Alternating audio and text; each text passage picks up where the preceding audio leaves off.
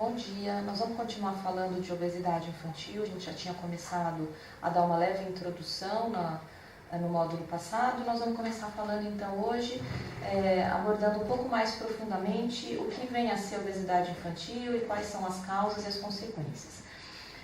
Então no outro módulo eu tinha falado que a obesidade infantil, não só infantil, mas a obesidade de uma maneira em geral, ela pode ser dividida, em três grandes blocos. O primeiro deles, e o mais importante, é o que a gente chama de obesidade poligênica, que é responsável por 95% das causas de obesidade. Essa obesidade poligênica é essa obesidade que a gente vê no dia a dia. O que isso significa? Que é uma obesidade em que vários genes são responsáveis. Não existe um único gene ou uma única causa. Então, esse tipo de obesidade é a maioria, e por isso que a obesidade é tão difícil de ser tratada, porque existe vários genes envolvidos e a gente não sabe especificamente como atuar em várias vias. Depois, numa porcentagem bastante menor, mas também não menos importante, a gente entra aqui dois tipos de obesidade. Primeiro, a obesidade sindrômica, então assim, algumas síndromes que vêm junto à obesidade, então a gente pode citar algumas, e a mais importante delas é a síndrome de Prader-Willi, em que além da obesidade tem outras alterações hormonais e a frequência chega a quase 1 para 15 mil. E depois a gente tem outro tipo de obesidade, que é a obesidade monogênica, ou seja, apenas um gene é responsável por dar todo o quadro de obesidade. Esse tipo de obesidade é bastante raro, tem alguns casos descritos na literatura, mas a gente precisa também estar atento, principalmente naqueles casos em que começa a acontecer numa fase muito precoce, Então, se uma criança que começa a engordar com alguns meses de vida, muito precocemente, isso chama atenção e a gente tem que lembrar desse tipo de obesidade. Aqui a gente pode falar então em alguns genes específicos, como a deficiência de leptina, a deficiência do receptor da leptina e algumas outras causas. Nós vamos abordar aqui, como é a mais frequente, a mais comum, a obesidade poligênica. Então, quando a gente fala no desenvolvimento da obesidade, o que a gente tem que levar em consideração? Duas coisas principais, Então, os genes, que eu já falei um pouco, então aqui entraria todos os genes envolvidos na obesidade, muitos ainda nem foram descobertos, aqueles genes únicos que são responsáveis pela obesidade, e aí entra o ambiente também. Então, quando a gente fala em causas de fatores de desenvolvimento da obesidade, a gente tem que lembrar que a parte genética é extremamente importante, ou seja, uma criança que tem pai e mãe obeso, a chance dessa criança se tornar obesa é quase 80%. Então, o fator genético é o mais importante. Diria que em torno de 70% de influência do fator genético e 30% do fator ambiental. E aqui no fator ambiental a gente pode levar em consideração várias outras coisas. Então, a cultura em que essa criança vive, como a ingesta alimentar dessa criança, se ela faz atividade física ou não, se ela tem uma taxa metabólica ou um metabolismo adequado. Então, esses dois fatores, os genes e o ambiente, é que vão fazer a predisposição e levar à obesidade. E como a obesidade aparece, Apesar disso aqui ser um conceito bastante simplista, Estou resumindo tudo, existem muitas outras coisas por trás, mas o mais importante é que quando a gente está falando de obesidade, acontece um desbalanço entre o que entra, ou seja, todas as calorias que vão entrar no organismo através de alimentos, Então essa entrada de energia, quanto que esse indivíduo vai gastar e o que vai sobrar. Então tudo aquilo que acabou sobrando de energia e não vai ser gasto, vai ser depositado em forma de gordura, O que vai fazer com que as pessoas vão ganhando cada vez mais a tecido adiposo e engordando. E é lógico, se essa pessoa, principalmente essa criança, está inserida num ambiente que a gente chama de obesogênico, Um ambiente bastante favorável, esse ciclo aqui vai fazer com que cada vez mais rápido essa criança ganhe peso. E aqui só para dar um exemplo de uma criança inserida no ambiente obesogênico, Uma criança que tem uma predisposição genética para a obesidade e ainda está no ambiente obesogênico. Então vamos dar uma olhada aqui, por exemplo, no café da manhã desse menino, que é um menino normal, de peso adequado. Ele comeu um pão integral, queijo branco, uma banana com aveia e um suco de laranja. Em contrapartida, essa criança que já está obesa, ou provavelmente tem genes que favorecem a obesidade, acabou comendo no café da manhã um pão branco com manteiga e um achocolatado. Então vejam a diferença de qualidade dessas duas crianças, né, diferentes na alimentação. E aqui no almoço essa criança comeu salada de folhas, arroz integral, legumes, frango grelhado, um suco de maracujá, uma torta de maçã. E esse outro aqui comeu lasanha 4 queijos e refrigerante. Se a gente for somar o nível de caloria, a qualidade, em relação à quantidade de sódio, em relação à quantidade de gorduras saturadas, em relação à quantidade de açúcar, esse tipo de alimentação está 10, sei lá quantas milhões de vezes pior do que esse tipo de alimentação. Isso daqui para um paciente, uma criança que tem um fator genético importante, isso aqui acelera muito o ganho de peso dessa criança. E aí entra outra coisa importante, que é o gasto energético. Então, quando eu tenho uma criança aqui, que eu tinha falado daquela balança, uma criança que ingere 3.000 calorias, ela é bastante ativa, ela gasta 3.000 calorias, ou seja, o balanço fica zerado, ela continua mantendo o peso. Quando essa criança come 4.000 calorias, fica inativa, muitas horas na frente de televisão, na frente de tela, ou seja, sobrou aqui 2.000 calorias, isso vai ser estocado em forma de gordura e essa pessoa passa a ganhar peso. E o contrário, para emagrecer, acontece o quê? Essa adolescente comeu 2.000 calorias, fez mais atividade física, gastou 3.000, sobrou aí um balanço negativo de 1.000 calorias, ocorreu uma queima, de energia do organismo, foi consumindo os estoques de gordura e essa pessoa começa a emagrecer. Então isso é uma visão resumida de como uma pessoa acaba ganhando peso. E aqui é o ciclo vicioso de uma criança que engorda. Então a criança já não parte, já do nada ela apareceu obesa. Então é uma criança que ao longo do tempo vem ganhando peso. Então sempre a gente começa com uma criança que está saudável, e essa criança começa a assistir muita televisão, jogar muito videogame, começa a ter alimentos ricos em gordura, diminui a atividade física e ela se torna levemente obesa. Já nesse estágio aqui, a criança começa a sentir um cansaço, um desânimo para brincar, para jogar futebol, coisas que exigem mais do corpo. Já começa a perceber que não corre tão bem, então não é uma criança tão boa nos esportes. Isso vai deixando com que a criança fique cada vez mais chateada, isolada de fazer esportes que vão exigir mais desse organismo. E aqui então a criança já ganhou alguns quilos a mais, Cada vez que ela ganha 1 quilo a mais, isso vai piorando essa condição física. Então essa criança fica mais obesa ainda. Já que moderadamente obesa, o exercício começa a ficar desconfortável, a criança sente dor para brincar, cansa muito fácil. E aí as crianças começam a rir dessa criança que está acima do peso, porque ela não consegue fazer, não consegue acompanhar o grupo. Essa criança vai ficando cada vez mais chateada, mais inibida, se escondendo da atividade física, e aí ela se torna gravemente obesa. Uma criança gravemente obesa pode ter as mesmas complicações, nós vamos falar isso mais para frente, do que um adulto obeso. Diabetes, doenças musculoesqueléticas, autoestima baixa e todas as complicações que a gente vai falar para frente. Mas o que é importante? Se a criança entra nesse ciclo e ela chega na adolescência obesa, a chance dela se tornar um adulto obeso é muito grande, em torno de 80%. Então, ou seja, a gente tem que interromper esse ciclo numa fase quanto mais precoce, melhor. É por isso que é importante a gente falar de obesidade infantil. Quando a gente trata a obesidade infantil, a gente evita que uma criança ganhe peso, a gente está evitando com que um adulto fique obeso, com todas as doenças cardiovasculares e com o aumento de mortalidade que a gente já conhece que os adultos obesos têm.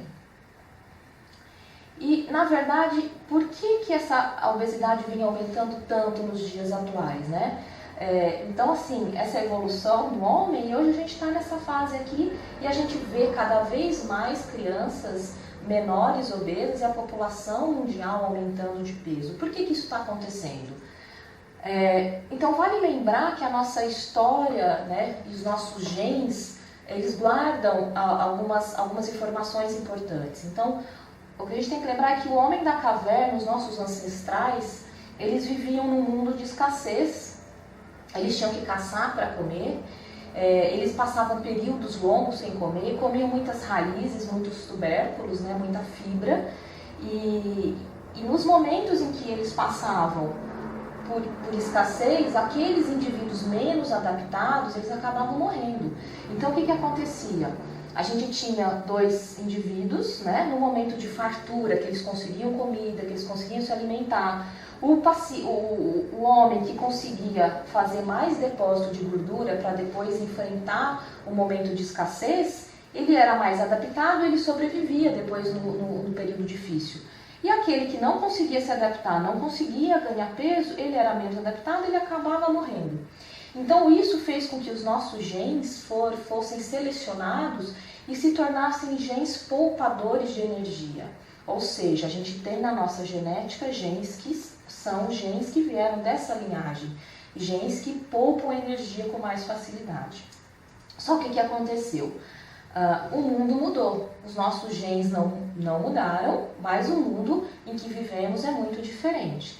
Então hoje o que a gente enfrenta? A gente não precisa mais sair para caçar, a gente tem facilidade, inclusive facilidades de acesso rápido a transporte, a tecnologias. Isso ao longo do tempo tem se transformado, e não falando de milhões de anos atrás, mas falando de alguns anos, algumas décadas em que a gente havia pouca tecnologia, então as pessoas ainda precisavam caminhar, andar bastante, ainda faziam bastante trabalhos manuais, braçais, e com a evolução do mundo tecnológico a gente deixou de fazer muita coisa que era feito, né?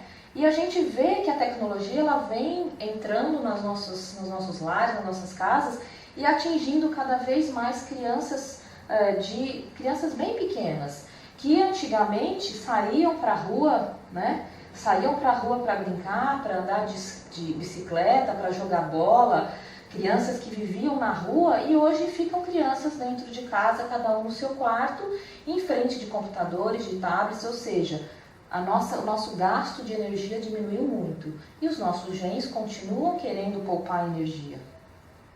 Além de tudo, uma outra coisa importante foi o tipo de dieta. Como eu falei, houve também uma evolução do tipo de dieta, e o homem das cavernas, eles comiam praticamente proteínas, eles comiam carne de animal, comiam também aqui muito carboidrato, ou seja, tubérculos, raízes, comiam também fibras, né? Depois o homem camponês, quando mudou para o campo, ele passou a comer muito carboidrato, então batata, né, e outros vegetais, tinha uma quantidade ainda menor de proteína e uma quantidade pequena de açúcar. Depois, com uma certa evolução, o homem moderno, né, que é hoje a nossa sociedade, o que a gente acabou trocando? Com esses alimentos industrializados, altamente calóricos, os fast foods, nós passamos a ingerir uma quantidade muito grande de gordura. Então, hoje em dia, a nossa dieta é praticamente 40% de gordura e 20% de açúcar. Essa mudança da dieta, vários estudos mostram que são os maiores colaboradores para a gente estar entrando nessa evolução de obesidade desenfreada. E essa seria uma dieta ideal, né? Então, com mais carboidrato, um pouco de proteína e aqui uma quantidade bem menor de gordura, quase metade do que hoje o mundo moderno ingere. E outra coisa que o mundo moderno fez foi mudar a qualidade do sono. Desde os animais, a gente vê aqui que todos os animais, incluindo o homem, precisa de ter um sono reparador, horas saudáveis, né, uma quantidade suficiente de horas para produzir todos os seus hormônios e para amanhecer no dia seguinte reestabelecido. O que acontece hoje em dia com toda a estimulação que a gente tem percebido da tecnologia, essa correria do mundo moderno, a qualidade do sono piorou muito. E isso existem estudos que mostram que falta de sono ajuda ao ganho de peso.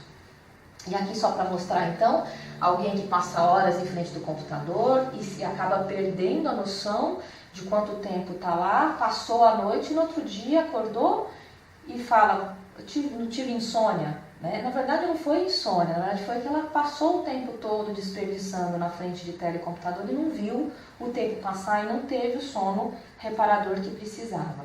E aqui para mostrar a importância do sono.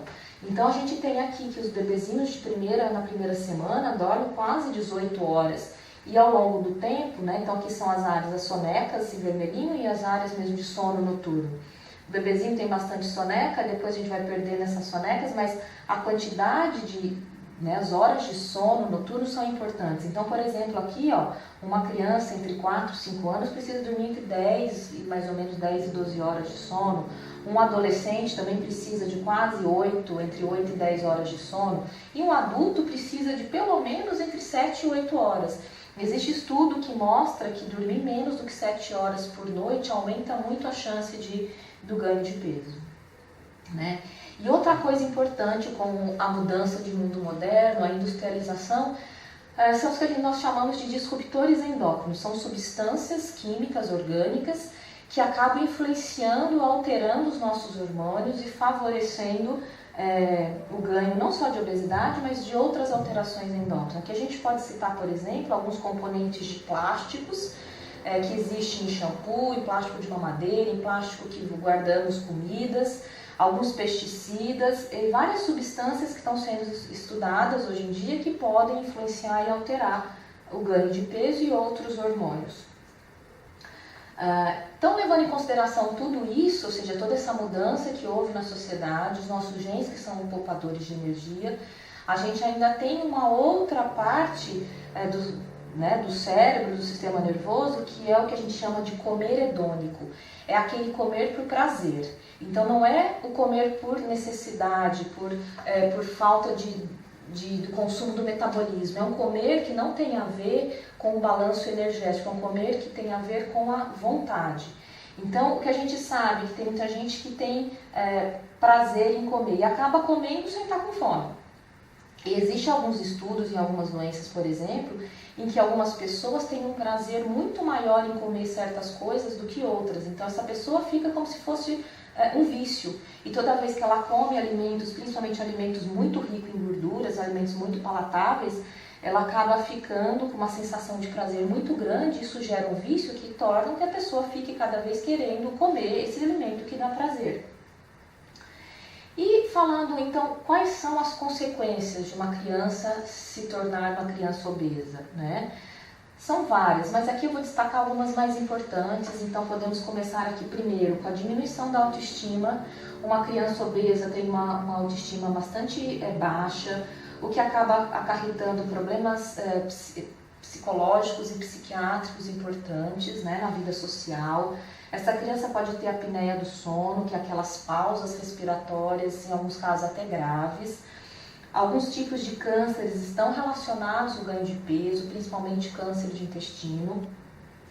Pode ter problemas ortopédicos, desvios na coluna, lesões articulares pela sobrecarga do peso nas articulações. O pé chato pode estar presente também por causa do peso. O risco de ter gordura no fígado, que a gente chama de esteatose hepática, isso aumenta também o risco de ter diabetes tipo 2. Aparecimento de estrias, piora dos problemas respiratórios. É muito comum crianças obesas serem crianças mais propensas a serem asmáticas, problemas cardíacos, e tudo isso leva a uma morbimortalidade muito grande numa faixa etária bastante precoce. E isso aqui é bastante importante. Os últimos estudos mostram que, além de tudo aquilo que eu já falei, uma criança obesa tem também disfunção cognitiva, ou seja, resumidamente, a obesidade, o excesso de gordura principalmente, acaba fazendo com que ocorra necrose, ou seja, apoptose de neurônios, que seria a morte dos neurônios. Os neurônios são as células cerebrais que fazem todas as funções neurológicas, né? Mas principalmente uma disfunção cognitiva, ou seja, a criança obesa tem mais chance de ter problemas escolares. É uma criança que pode estar indo mal na escola porque está perdendo o neurônio. Isso parece uma coisa meio absurda, mas não é. Os estudos mostram, principalmente estudos que mostraram mulheres que fizeram cirurgia bariátrica, testes cognitivos antes e depois, houve uma recuperação da parte cognitiva depois que elas perderam peso. Então, ou seja, o ganho de peso, estar obeso, atrapalha inclusive a parte cognitiva das crianças. E aí uma outra questão que a gente tem notado, né, ultimamente, um aumento desenfreado, aqui no Brasil há uma frequência menor, nos Estados Unidos já muito grande, do aparecimento do diabetes tipo 2, né, em adolescentes, que também está relacionado com o peso. E tudo isso, então, por que é importante perder peso? Porque se uma criança perde peso, ela consegue, se ela perde entre torno de 3 e 5% do peso, mesmo que ela ainda não esteja no peso ideal, ela já melhora a glicemia, melhora o triglicérides, melhora o nível de pressão e melhora o HDL, que é o colesterol bom. Se ela perde 10% do peso, ela melhora todos esses, ainda melhora a apneia e aquela gordura no fígado, que é a esteatose. E se ela perde 15%, ela melhora todos esses numa intensidade maior. Então, ou seja, perder peso é importantíssimo, porque perder peso é o tratamento para todas as outras comorbidades. E aí, falando em tratamento, como é que é feito o tratamento? O tratamento exige um acompanhamento de uma equipe multiprofissional para abordar todos os pontos importantes. Então, aqui precisa ser acompanhado por endocrinologistas pediátricos, uma equipe que contenha nutricionista para fazer orientação nutricional, psicólogos e professores de educação física. Por que a gente precisa de professor de educação física ou pessoas que entendam de atividade física de criança? Primeiro porque a criança não é um adulto pequeno, né? O organismo é diferente. Uma criança obesa tem certas limitações em alguns tipos de atividade física. Então, saber orientar bem que tipo de atividade física é mais adequado para aquela criança, isso favorece com que a criança consiga fazer a atividade corretamente e tenha os melhores resultados. E aqui, para terminar, nós vamos falar então de alguns mitos e verdades, tá? Em relação à obesidade. A principal causa de obesidade é a alteração hormonal? Não. Isso é um mito, tá? A principal causa de obesidade, ela é exógena, ou seja, não depende de alteração hormonal. É essa obesidade que a gente estava falando, que é poligênica, que é uma obesidade que depende muito de relação de ingesta, o que eu vou comer e o que eu vou gastar. As alterações hormonais que levam à obesidade, como hipotireoidismo, excesso de cortisol, outras alterações hormonais, são muito menos frequentes do que a obesidade, que acontece por excesso de comida. A criança obesa, quando entra na adolescência, emagrece? Não. Isso também é um mito. Muitas pessoas acham, meu filho está gordinho agora, ele tem 8, 10 anos, mas quando ele entrar na adolescência ele vai crescer e vai emagrecer. Se ele continuar engordando na mesma proporção do que ele cresce, ele nunca vai chegar no peso ideal. Agora, se uma criança está obesa e ela mantém o seu peso, e quando ela fizer o estirão, o crescimento rápido da puberdade, ela tem chance sim de voltar ao índice de massa corporal normal. Criança tem complicações, tem menos complicação da obesidade do que adulto? Não. As crianças, hoje em dia a gente sabe que tem as mesmas complicações que adultos. Diabetes, pressão alta, problema de colesterol, problemas ortopédicos, tudo que acontece no adulto pode aparecer na criança obesa. Filhos de pais obesos têm mais chance de ser obesos? Sim. Quando um pai é obeso, a chance é em torno de 50%. Quando os dois pais são, em torno de 80%. Então aumenta-se muito. E quando nenhum pai é obeso, é em torno de 7%.